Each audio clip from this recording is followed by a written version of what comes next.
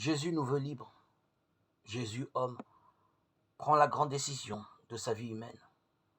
Monter, nous sauver par la croix, en réponse à l'appel de Dieu. Il répond avec toute sa liberté humaine. Et nous, croyants, baptisés, nous répondons librement à son appel. Cet appel à ces exigences qui s'opposent à l'esprit du monde, qui nous font quelquefois hésiter, qui nous font réfléchir et peser la réponse. Cela répond à notre nature profonde. Oser l'impossible, oser le risque, oser croire, oser vivre. Mais qui refuse cela? Qui voudrait vivre une vie parfaitement lisse, terne et prévisible, dans laquelle il ne risque rien?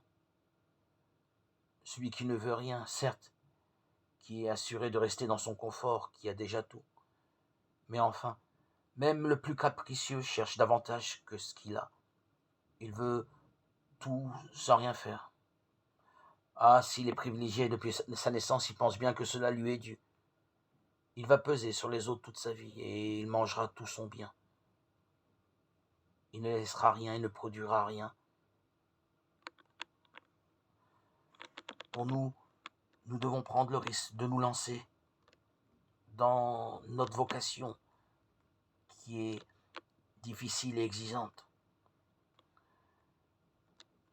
Nous sommes les ambassadeurs du Christ, les témoins du Christ par notre baptême et nous devons participer à la mission de Dieu d'avancer et de semer dans cette terre caillouteuse des certitudes humaines. Labourer, défricher les zones marécageuses et sans cesse recommencer pour nous constituer un trésor caché. Osons, continuons à avancer, à poursuivre la route.